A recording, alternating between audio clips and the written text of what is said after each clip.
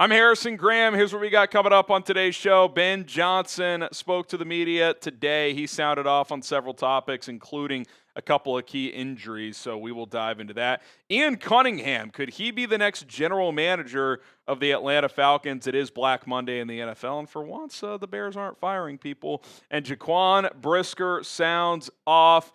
Do we like it? Do we not? Does he have a point? Maybe both could be true. A lot to get to here on this episode, and I got a challenge for you guys. We are 750 subscribers away from 150,000. First of all, round of applause. The support has been absolutely amazing. If we get to 150,000 subs before Saturday, we'll call it 3 o'clock. We will do a full 2-hour pregame show before kickoff of Bears versus Packers. If we don't, we'll do our typical hour 15, hour 20, whatever the case may be. But if we can get to 150,000, we're ripping a full 2-hour pregame show. We're rocking, we're rolling. So subscribe today, free and daily content leading up to the big matchup. All right, Ben Johnson speaking to the media on Monday as the Bears head into the playoffs with a 2-game losing streak. He gave some injury updates, plus sounded off on a couple other topics I want to hit as well. Do want to hit the injury stuff first, though. He was asked, of course, about Kyler Gordon. Is he going to return?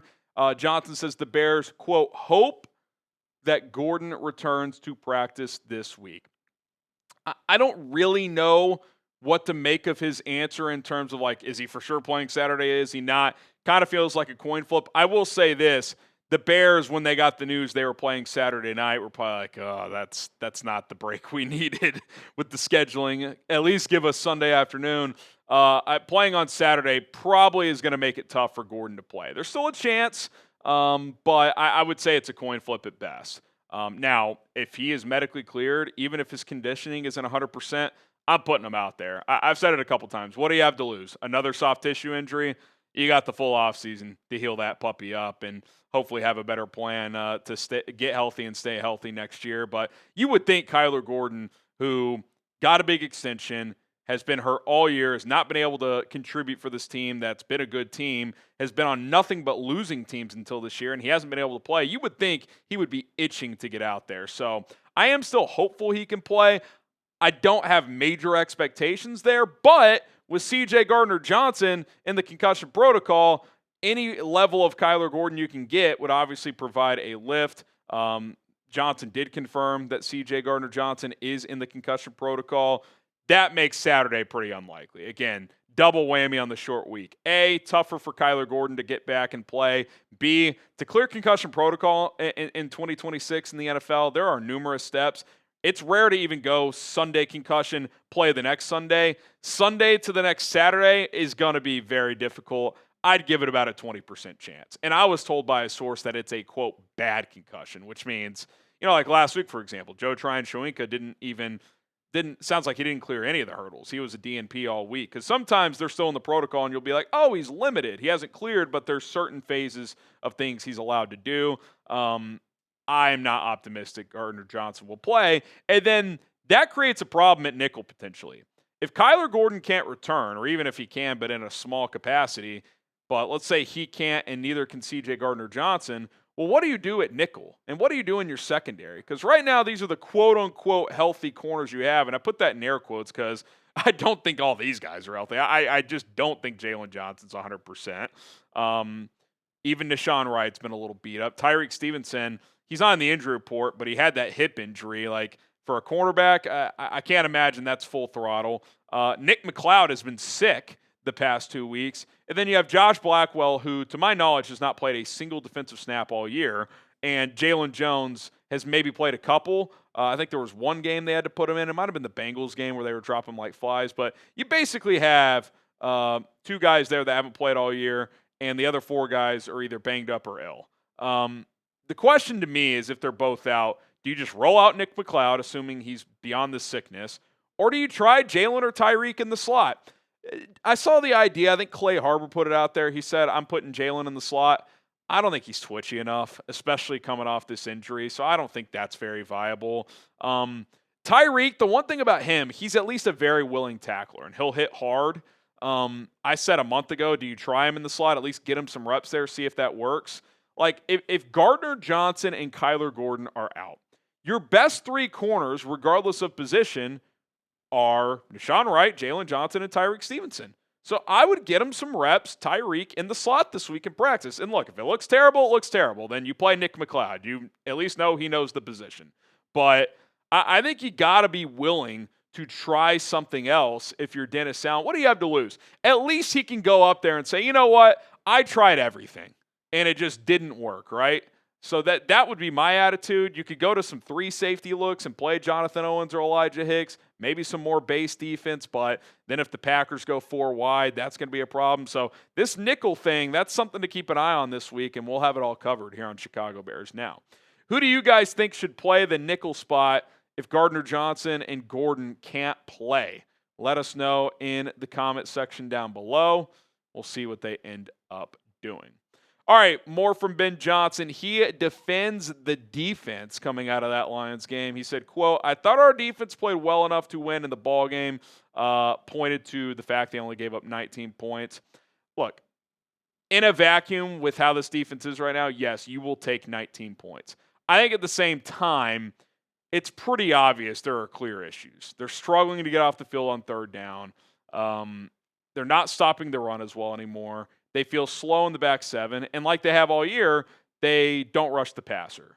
So, yeah, I get what he's saying, and, you know, he's not going to throw Dennis Allen under the bus publicly or anything like that. And, yeah, this offense should be able to score 20-plus points. I agree with him on that. But I still think they're going to have to play better in certain areas to win playoff games. If you told me today, hey, they only give up 19 to the Packers, sign me up. I will take it. But I also think Detroit would probably tell you, yeah, we were about 2 or 3 plays away from that being a 30-piece. And they're not wrong because they had to settle for a couple of chip shot field goals. Jared Goff missed a throw in the red zone on one of those drives where he had Jamison Williams open in the flat. Bates missed a field goal at the end of the half. So you got kind of lucky. It was only 19 points. Again, you'll take that, but gave up 430 yards. They had the ball for over 35 minutes. That's a problem. And then lastly, Ben also talked about his quarterback saying he's, quote, built for these moments. He believes Caleb Williams will be ready for his first playoff game. Here's what he had to say in further detail. He said he's played in a lot of big games over the course of his life. I think he's primed and ready to go. He was built for these moments. He plays his best when we need him to. There's really not a whole lot that needs to be said. He just needs to be him. If the Bears as a whole, including Caleb, can start better in the first half, I'm not saying drop 20 points. I'm not even saying have a lead at halftime. But if they could just be in the game, 1-score game at halftime, have a little bit more juice, momentum on both sides of the ball, I'm very confident they can win because we know they're a good second-half team. They tend to make adjustments at halftime, and they're excellent in the fourth quarter, and they have a very confident quarterback in high-stress situations who tends to make a lot of plays in those moments. We saw it yesterday. Even though they lost 16-0, touchdown, 2-point conversion. Touchdown, 2-point conversion. Didn't finish the deal. But again, that's more of just it took too long. You have to have more going early and not just need a miracle at the end of the game. If they're just within touch heading into the fourth quarter, I'm very confident. So they could start off better. I feel good, and I agree with Ben, what he's saying there. We have a quarterback that is built for the big moments. All right, we got a lot more to get to, including Ian Cunningham. Maybe this is the year he finally gets a GM job. But today's show is brought to you by Rocket Money. How much time are you spending each month, trying to manage your finances before Rocket Money? What do you do with that extra time now? Well, Rocket Money is a personal finance app that helps you find and cancel your unwanted subscriptions, monitors your spending, and helps lower your bills so you can grow your savings. I've told you guys, some of you guys recently, my wife and I bought a house recently, and I got to be honest, Rocket Money was a big reason why we were able to do that because I've been using the app the last couple of years. My wife and I both have, and it's helped us set budgets. It's helped us lower certain bills, which Rocket Money can help you do. They will find the best prices available for some of your services, and what they really specialize in is canceling subscriptions that you don't use anymore or that you didn't even know that you had. Believe me, if you sign up with Rocket Money, you're going to be like, wait, I have what subscription? It's probably some trial you tried out 2 years ago and never remembered to cancel it. They are going to help you stay on top of your finances, set budgets, get the lowest bills possible, and like I said, get rid of those subscriptions. So let Rocket Money help you reach your financial goals faster. Join at rocketmoney.com/bears now. That is rocketmoney.com/bears now. Rocketmoney.com/bears now. Link is in the comments and the description. Get on top of your finances today before it's too late. All right, Ian Cunningham, who has been a finalist for at least 2 GM jobs in the last few cycles. I know Arizona, when Monty Austinfort got that job, he was a finalist. And I think Tennessee as well, either when Rand Carthen got the gig or Borgonzi last year. Might have been both times, actually. So it's been 2 or 3. He's had several interviews, and I think this might be the one. The Atlanta Falcons cleaned house. They fired head coach Raheem Morris and their general manager, Terry Fontenot. And Ian Cunningham could be their guy. Why? Well, it sounds like Matt Ryan, they're adding a position to their front office to change their structure a little bit, to add more structure, really. And that is Matt Ryan is expected to be the new president of football. So it's kind of like the step between the owner and the GM. That's what Matt Ryan's going to be. He's going to oversee everything. Now, they have to go through the Rooney Rule for that as well and everything. Maybe he bombs the interview or for some reason pulls out. But barring something unforeseen, Matt Ryan is going to be in that position. And there are direct connections to Ian Cunningham. Matt Ryan's high school teammate, I believe roommate, and good friend, he's been at Bears training camp multiple times, Ryan Poles, who he's probably learned a thing or two about working at a front office since Poles has been in the NFL, they're pretty close. Well, Ian Cunningham is Ryan Poles' lieutenant. He's his right-hand man. I feel pretty confident that Matt Ryan will call Ryan Poles, if he hasn't already, and feel pretty good about who Ian Cunningham is. Ryan Poles has spoken glowingly about Ian Cunningham. He has said repeatedly that he deserves to be a general manager. If Matt Ryan gets this position in Atlanta, I think Cunningham's the favorite. Now, they'll interview other guys. I'm sure they'll have a list of 5 to 8 GM candidates. But if Ian Cunningham interviews well, now that the Bears have proven that they have picked some of these right players over the years, and just with the better staff, they've developed better. Ian Cunningham also worked under Howie Roseman in Philadelphia, a team with rich history of success. It's time. I think Ian Cunningham has a really good shot at getting this job. And remember, if he does, the Bears get 2 third-round picks. They would get one this year and one next year, and that would be huge as they just need to add to this defense, and it gives you more capital if you need to make a trade or whatever the case may be. So I don't want to throw a percentage on it, but if Matt Ryan gets that job, I think Cunningham becomes the favorite or one of the favorites to be the GM in Atlanta.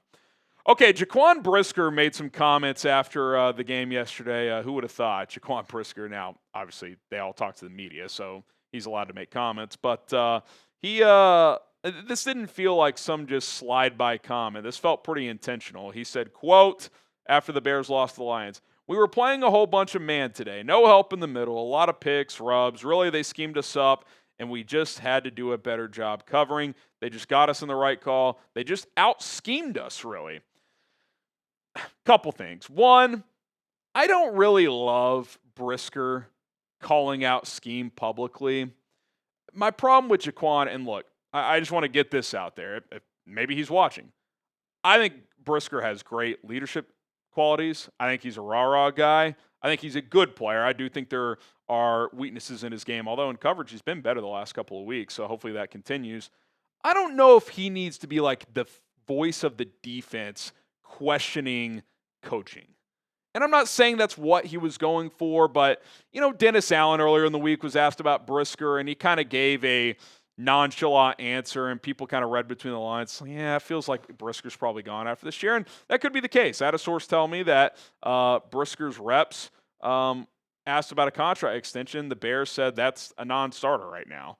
Whether that's true or not, I don't know. That's what I was told. But the bottom line is I don't love him saying that, especially going into the playoffs. Like, this has been a great year. Like, I don't know. It's like sometimes things are better left unsaid. You handle that behind closed doors.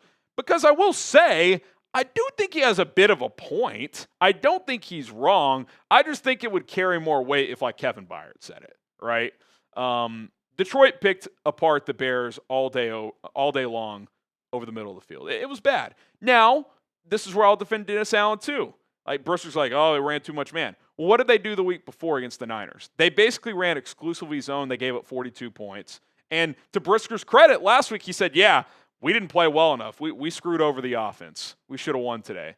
So even though I tend to agree that you probably should run more zone than man, last week you didn't, and it was actually a worse outcome. So I think Dennis Allen is just trying different shit, and nothing's working right now. And you're just like, man, he is scrambling for answers. Courtney Cronin had this interesting stat saying that Jared Goff completed 14 of 19 pass attempts for 236 yards on in-breaking routes. We know Goff loves attacking the middle of the field, along with a touchdown and an interception. He's thrown for the most yards on these passes this season, over 2,300, which the Bears knew was the case going into Week 18, but an area where they were still left vulnerable over the middle of the field. So, to that point, would you just be better off taking your chances in zone coverage? I mean, how many times did they just run like a mesh concept and they hit St. Brown on the run or Jamison Williams on the run? It's catch and yak opportunities for easy first downs. It was a lot. Now, Jared Goff against zone coverage tends to find those soft spots too, but it at least kind of forces you to be a little more methodical, which is something I would try to do against Jordan Love this week. And, you know, the more he has to dink and dunk and take underneath throws, maybe he's more likely to force one at one point, especially a guy like Jordan Love. In general, I don't think the Bears are fast enough to run exclusively man coverage. Now, you should mix it in some, pressure looks, all that stuff. I'm not saying you can never run it, but I do think you probably have to run more zone than man. Jalen's a step slow right now. N'Shawn Wright feels a little slow right now. C.J. Gardner-Johnson, who we don't even know is going to play this week, he in man coverage against technicians, no shot. That's not his game. You just don't have the personnel. So, you know, you're probably going to have to play a bend, don't break approach, zone coverage, and hope you don't break like you did against the Niners. That's the challenge. So I think he had a bit of a point. I don't love that he said it out loud, especially when this has still been a great year and everything, and you're heading into the playoffs. Both things can be true. Hopefully they can find some solutions for Saturday. Should the Bears play more man or zone coverage? I think it's got to be zone. I'm typing Z for zone, even if Dennis Allen and his roots would want to run more man. Again, to his credit, I think he's tried both, and as of late, nothing seems to be working consistently. That'll do it for this edition of Chicago Bears Now. Lots of things happening as we enter Wild Card Week, Bears-Packers Saturday night. We will have full coverage every single day. Again, if we had 150,000 subscribers by Saturday, we will do a 2-hour pregame show. So you know what to do. Hit that subscribe button.